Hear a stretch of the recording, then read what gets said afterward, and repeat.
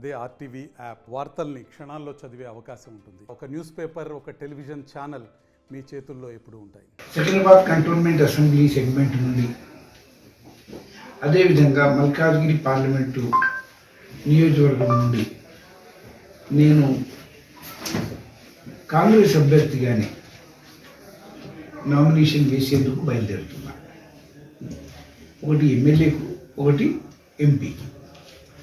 నేను ఇక్కడ ఎమ్మెల్యే చేసిన సంగతి ఇక్కడ ప్రజానికానికి అందరికీ కూడా తెలుసు.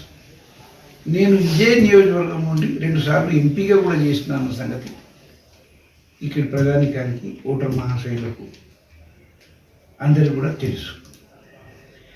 సరే, గతంలో 2019లో నన్ను ఎంపీ నిలబడమన్నప్పుడు సోనియా గాంధీ గారు ఇప్పటి పరిస్థితుల్లో నేను ఎంపీ చేయలేదమ్మా, ఇంకెవరికైనా ఇద్దామని వేరే వాళ్ళకి ఇప్పించడం, గెలిపించడం ఇవన్నీ జరిగినాయి. డీటెయిల్గా తర్వాత నేను చెప్తా.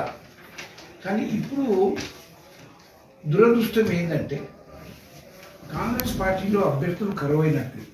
ఆడ కుటికురాలు అయినాయి కాబట్టి ప్రజలు అక్కడ ఓడించిండ్రు వాళ్ళని తెచ్చి ఇక్కడ మళ్ళా మనకు అభ్యర్థులు కరువైనట్లు వాళ్ళని అభ్యర్థులుగా చేసి ఓటర్ మహాశయులకు ముందుకు పోయి కాంగ్రెస్ను గెలిపిందంటే ఎందుకు గెలిపిస్తారు అంటే కాంగ్రెస్ పార్టీ ఓడిపోయే ప్రమాదంలో పడ్డది కాబట్టి ఈ పార్టీని కాపాడుకోవాలి.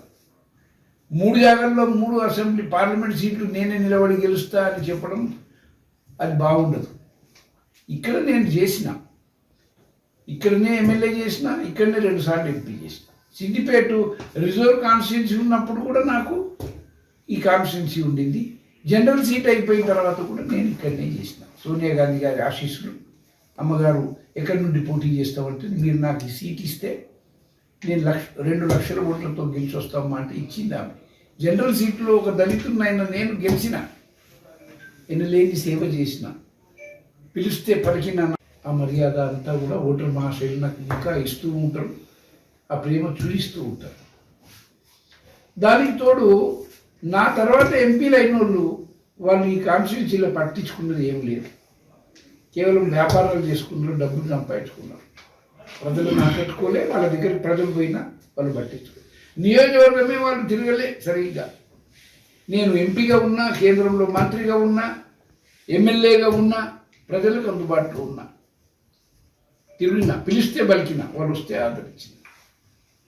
తర్వాత అధికారం కోల్పోయినాక కూడా నేను పోటీ చేయకుండా సీటు వదిలేసుకున్నప్పుడు కూడా దాని తర్వాత కూడా నేను ప్రజల్లో మమైకమై తిరిగిన.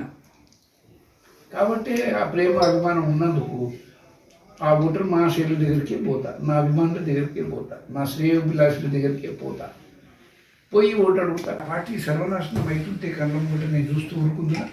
ఆ పార్టీని కాపాడుకోవాలంటే నేను ఇక్కడ మల్కాజ్గిరిలో నేను పార్లమెంట్ గెలిచిన కాబట్టి అక్కడ మళ్ళీ గెలిచి చూపించాను. ఒకటి.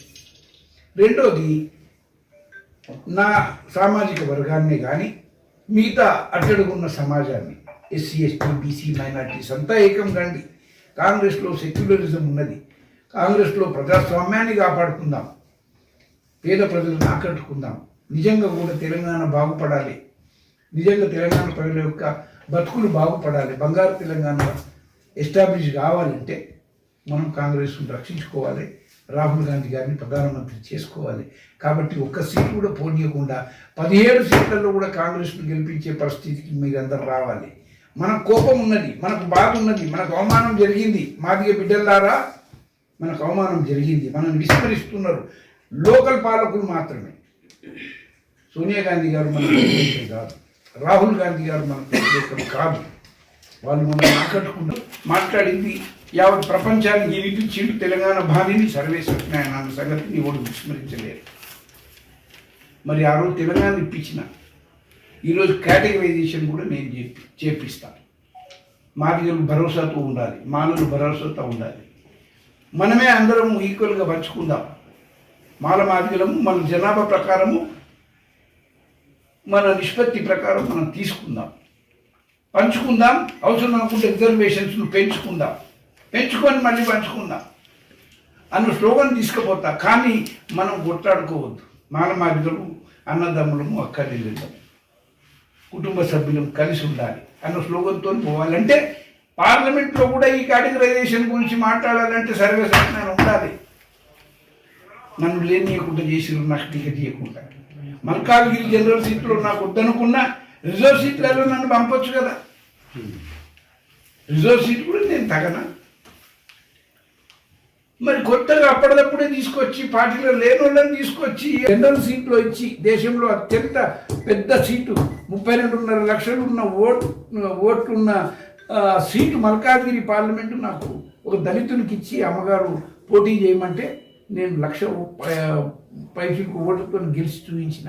మీ అందరూ ఆశీర్వాదాలే కదా, మీరందరూ ఆదుకున్నందుకే కదా నేను అంత గెలిచిన. తర్వాత కేంద్ర మంత్రిని కూడా చేసింది కదా అని నన్ను. అంటే మన జాతిని గౌరవం. ఇదే కాదు, ఒక రోజుల్లో స్వతంత్రం వచ్చిన తర్వాత కాంగ్రెస్ పార్టీలో ఒకరికో ఇద్దరికో సీట్లు ఇచ్చి చేతులు దులుపుకుందరు మాదిగలకు. మాదిగల ప్రాధాన్యత ఉండకపోవు. మాదిగ నాయకులు అంటే నందియలే అనే ఒక్కడే కనబడు. కానీ సర్వే సత్యనారాయణ కాంగ్రెస్ పార్టీలోకి వచ్చిన తర్వాత 4 మాదిగలకు ఇయ్యాలమ్మ పార్లమెంట్ సీట్లు అంటే ఇచ్చింది అమ్మగారు. 4 మాలలకు ఇయ్యాలమ్మ పార్లమెంటు సీట్లు అంటే ఇచ్చింది. అసలు సమైక్యాంధ్రలో 7 రిజర్వ్ సీట్లు ఉంటాయి, లోక్సభ సీట్లు 7ని 8 చేసుకో ఇచ్చిందే. అట్లనే ఎమ్మెల్యేలు కూడా సగం సగం ఇచ్చిందే. మాలా మాదిగలకు 2 కళ్ళతో సమానం. మాలలు మాదిగలు మనిషికి 2 కళ్ళతో సమానం. అన్నదమ్ములం, అక్క చెల్లెళ్ళం, మేమంతా కలిసి ఉంటాం ఒక కుటుంబ సభ్యుల్లాగా. మరి మాలో నువ్వు డివిజన్ తీసుకొచ్చి ఎడమొగం పెడమొగం అయ్యేటట్టు, వీడు మాలోడు వాడు మాదిగోడు, మాలోళ్ళకి ఇచ్చిండ్రు మాదిగోళ్ళకి ఇయ్యలేదు అని మమ్మల్ని మేము తిట్టుకునే పరిస్థితి, అన్నదమ్ములను విడగొట్టే పరిస్థితికి ఈనాడు ఇక్కడ ఉన్న లోకల్ పాలకులు చేసిండ్రు. అంటే వాళ్ళు ఆడుతున్న ఆటలకు మనం బలి అయిపోదామా? వాళ్ళు డివైడ్ అండ్ రూల్ చేస్తున్నారు దళితులను, మనం డివైడ్ అయిపోదామా? కాదు, నేనున్న భరోసా ఇస్తా. ఆ రోజు సర్వే సత్యనారాయణ లేని తెలంగాణ రాదు. సర్వే సత్యనారాయణ పార్లమెంట్లో మాట్లాడిండు. సర్వే సత్యనారాయణ సోనియా గాంధీ గారిని ఒప్పించి మెప్పించిండు. సర్వే సత్యనారాయణ అమ్మగారి పుట్టినరోజు నాడు ప్రత్యేక రాష్ట్రం ఇస్తున్నామని ప్రకటన చేయించిండు. నమస్తే అండి. ఇది వ్యాపారం గురించి కాదు, ఓటు గురించి. ఎన్నికల్లో ఓటు వేయడం మన హక్కు మాత్రమే కాదు, కర్తవ్యం. ఎంతో మంది మహా నేతలు శ్రమించి ప్రాణత్యాగం చేసి ఈ అవకాశాన్ని మనకిప్పించారు. అందరూ ఓటు వేద్దాం. ఎందుకంటే ఓటు హక్కు ఊరికే రాదు. నా ఓటు ఎవరికో తెలుసా? అది సీక్రెట్ అండి.